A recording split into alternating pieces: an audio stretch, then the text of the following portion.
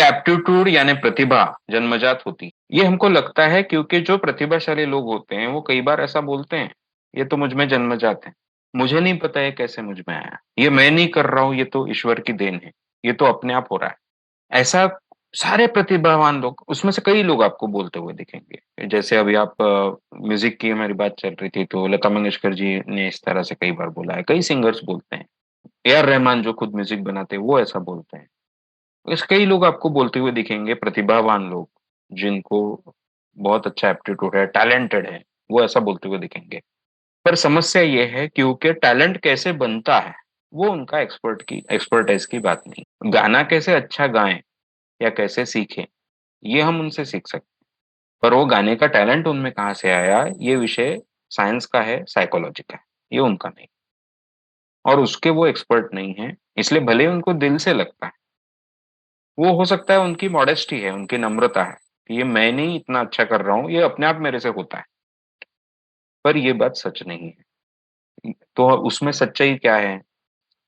Genetically हम सब लोग अलग-अलग होते हैं। जो शारीरिक चीज़ें वो जेनेटिकली तय होती है। हमारे शारीरिक स्ट्रेंथ्स, हमारे शारीरिक वीकनेस जेनेटिकली तय होते हैं।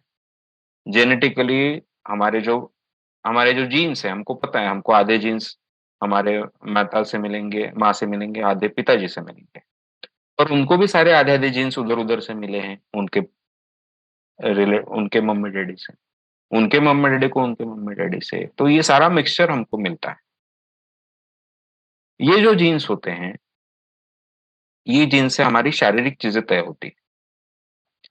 पर जो टैलेंट होता है, वो ज़्यादातर शारीरिक नहीं होता।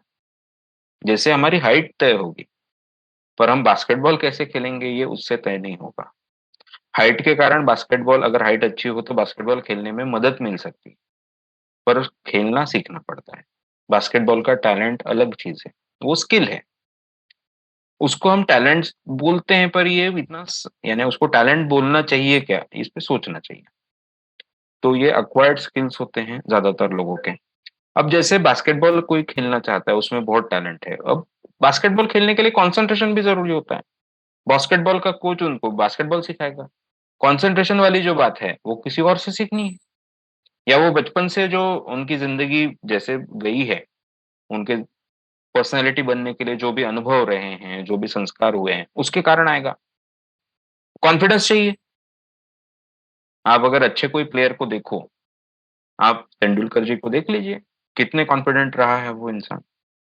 जब ऐसे कोई इतनी सेंचुरीज़ के आस-पास कोई नहीं था। उन्होंने जब खेलना शुरू किया तो मुझे लगता है गावस्कर जी की 34 सेंचुरीज़ हाईएस्ट सेंचुरीज़ थी। आज उनकी 100 सेंचुरीज़ है तेंदुलकर की। तो ये कब पॉसिबल है? जब आप में बहुत कॉन्फिडेंस है। तो वैसी चीज़ें ज़रूरी हैं। तो इसलिए कॉम्बिनेशन होता है हर इंसान का। उसमें से उसका जो भी परफॉर्मेंस आता है वो आता है। उसको एक टैलेंट बोल देना और वो पैदाइशी होता है, ये बोलना ये साइंटिफिक नहीं है। तो कई स्किल्स और कई पर्सनैलिटी की क्वालिटीज़ मिल के हमारा परफॉर्मेंस आता है। उसको हम टैलेंट समझ सकते हैं, पर वो वैसे टैलेंट और एक ऐसी की क्वालिटी लोगों में नहीं होती। तो जीन्स क्या करते हैं? जीन्स से थोड़ा एक प्रीडिस्पोज़िशन हो सकता है। ये डिस्पोज़िशन यानी क्या? कि टेंडेंसी हो सकती है, कि कोई चीज़ अच्छा करने की। पर वो प्रीडिटर्मिनेशन नहीं होता, प्रीडिस्पोज़िशन होता है। यानी क्या? थोड़ी टेंडेंसी ज़्यादा है किसी इंसान की, समझो मैथ्स यानी लॉजिकल थिंकिंग, उसके ब्रेन का वो पार्ट ज़रा बड़ा है। ऐसा होता है कि जैसे अभी लेफ्ट हेमिस्फीयर ज़्यादा एक्टिव है या लॉजिकल पार्ट ज़्यादा एक्टिव है उसके, तो वो मैथ्स ज़्यादा अच्छा कर सकता है, पर उसका केवल प्रीडिस्पोज़िशन है। वो प्रीडिटर्मिनेशन नहीं है कि वो अच्छा मैथमेटिशियन बनेगा, यानी पहले से तय नहीं हो जाता उस आगे। अगर वैसा कुछ अगर उल्टा मिला उसको, वो आर्टिस्ट घर में पैदा हुआ, जहाँ पे सारे चित्रकार हैं।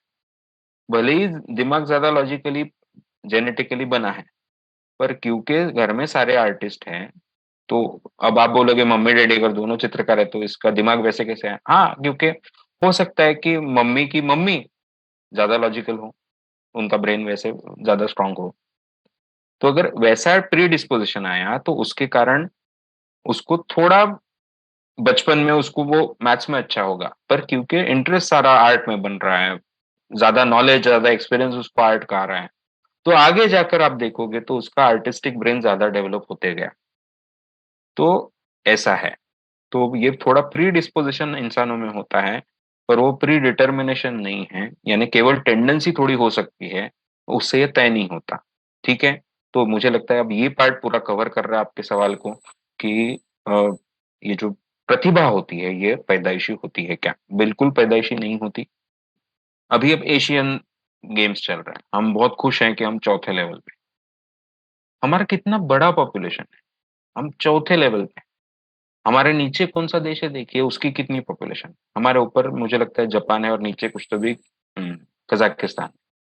तो वो जापान कितना छोटा-सा देश है, उसके मेडल हमसे कितने ज़्यादा है। पर हम इंडिया का देखते हैं कि अभी बढ़ भी रहे हैं।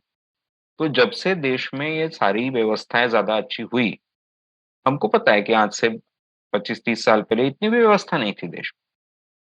जब ये व्यवस्थाएँ ठीक से हुई तो हमने मेडल जीतना शुरू किया, ज़्यादा जीत रहे हैं। जबकि वो इसका मतलब क्या टैलेंट बढ़ने लगा क्या अभी दिन-ब-दिन? ऐसा कुछ नहीं। टैलेंट यानी प्रतिभा सब में वैसी थी, वो तब फलती-फूलती है जब उसको लेकर एनवायरनमेंट हमको मिलता जाए, है ना? तो ऐसा पैदाइशी टैलेंट वगैरह नहीं होता, जिस तरह का वातावरण हमको बचपन से मिलता है, जिस तरह का वातावरण हमारे समाज में, देश में होता है, उसके कारण हमारा टैलेंट उभरता जाता है, उसको कितना अपॉर्च्युनिटी मिलती है, उसको कितना सपोर्ट मिलता है, उसके कारण हमारा टैलेंट वगैरह उभरता रहता है। ये दुनिया भर में हमको समझ में आता है। जिन देशों में उसको लेकर अच्छा वातावरण है, वहाँ पे वो टैलेंट हमको ज़्यादा बढ़ता हुआ दिखता है। जिन देशों में उसको लेकर बराबर वातावरण नहीं है, वहाँ पे कोई टैलेंट हमको उभरता हुआ नहीं दिखता। ये हमको हमारे देश में भी अलग-अलग राज्यों में देखोगे तो आपको दिखाई देगा। जैसे अभी ज़्यादातर हमको दिखता है कि ज़्यादातर स्पोर्ट्समैन हरियाणा से आ रहे हैं, तो ऐसा क्यों हो रहा है? वैसा कुछ नहीं है। तो ये आपको इस बात से समझ में आ जाएगा।